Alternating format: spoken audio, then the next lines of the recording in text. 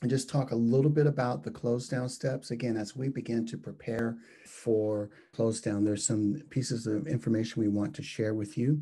We want you to confirm that all data has been entered in the Ready for Kindergarten online system, also known as K-Ready, for each of your students. The most reliable way to verify that all students have complete scores is to review the SKB ratings report. We'll talk about how to access that report here in a bit.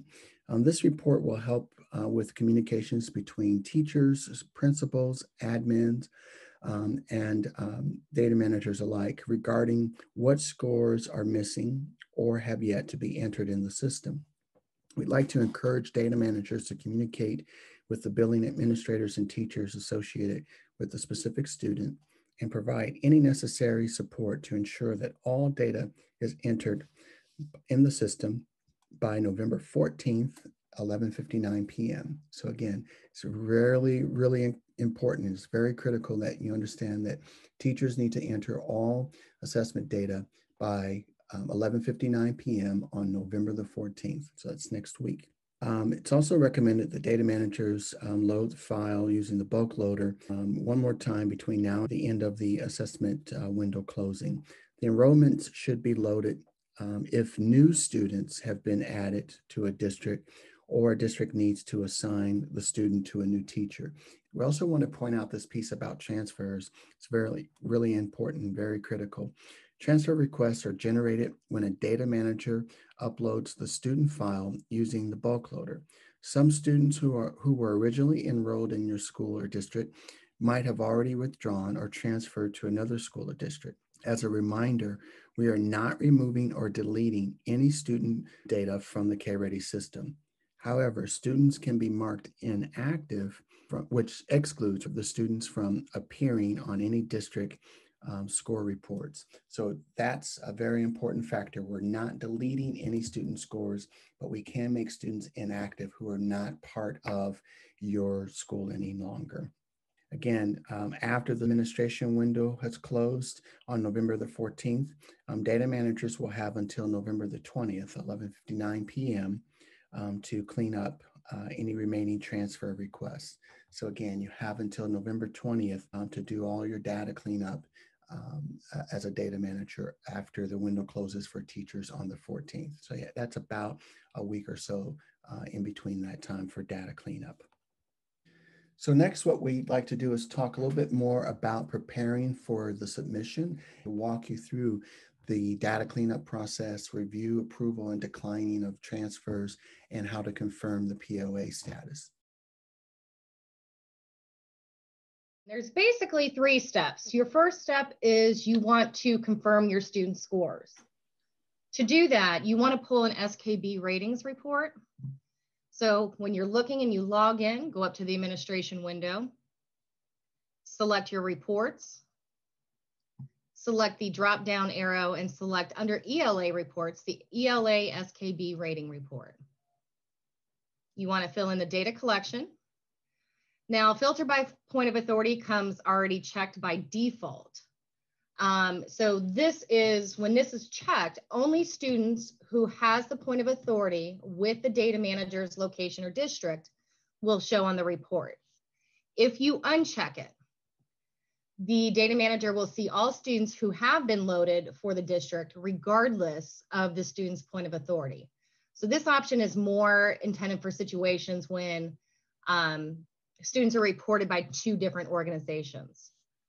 So we're going to just leave that checked. This other box here is show observation dates. This you can check, and next to each of the SKBs will have a date when the observation was done for that student and for that particular SKB.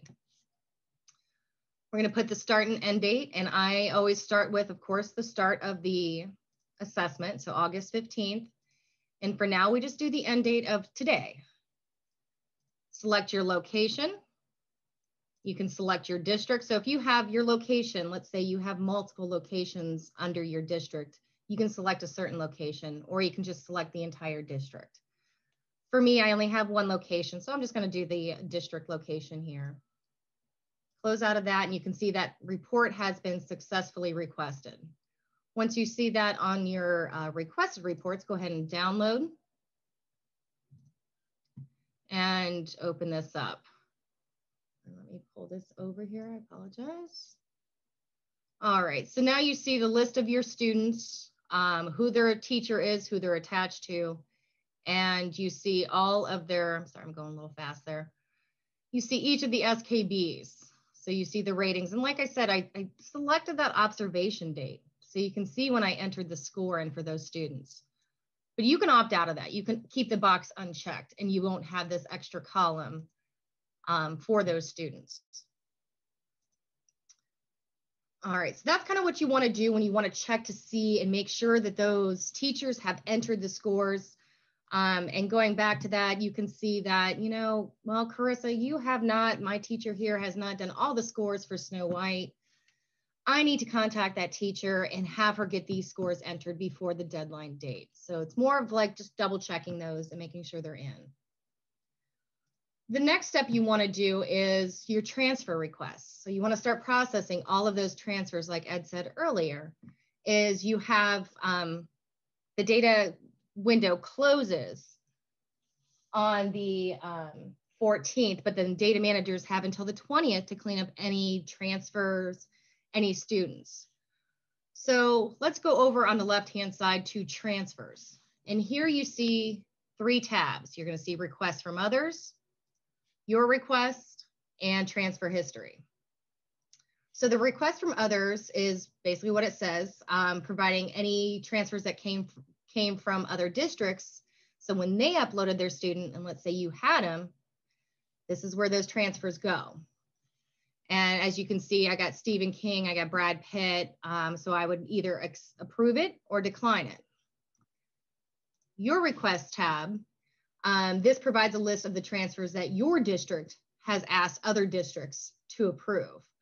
So this will have your whole list there in what you sent out currently.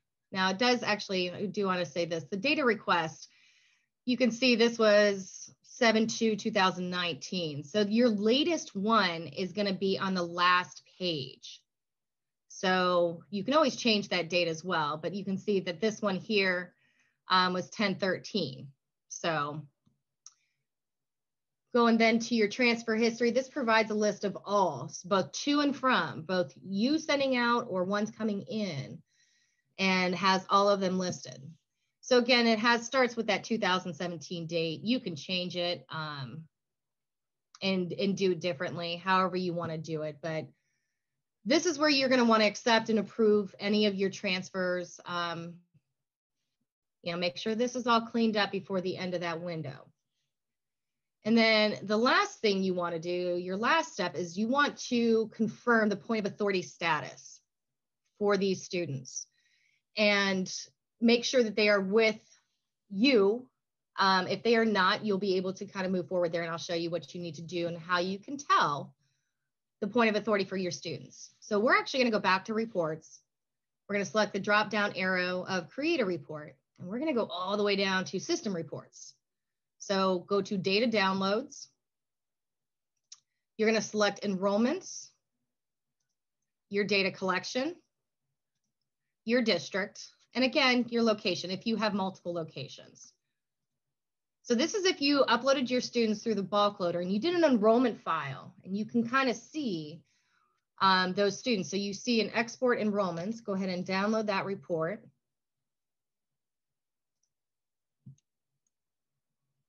Taking a minute, I apologize. All right, so here you see the list of your students by name. You see who they're attached to. You see whether they're active in the system, if they're active or inactive. And then you've got the column of point of authority. So right here, we can see that 2 students do not have the point of authority for this district. So this could have been that it was transferred out. So Elizabeth Saylor had, requested these 2 students. So these two students no longer have our point of authority, but you can see they're active. Well, if they're not my point of authority, I don't want to track these students. So you want to go back to your student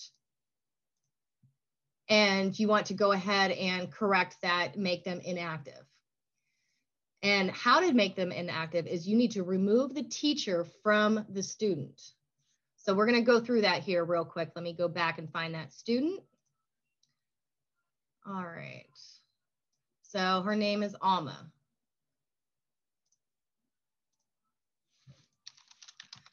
Pull her up. There we go. And you can see that the status, like I said, is active.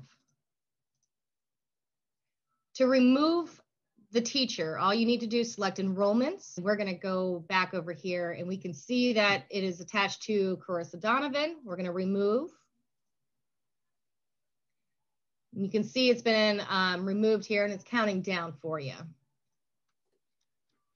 I'm going to go back to Snow White here and you see the status is inactive. So any student that is inactive, you are not responsible for reporting scores for. So if that transfer student went out and you accepted the transfer from the other district, you want to go ahead and remove that teacher from them. And so on your end, that student is inactive. I just want to make sure that you do those 3 steps, and you want to do confirming the student scores. You want to process all your transfers. And then lastly, just want to make sure that you confirm your point of authority status for each of your students.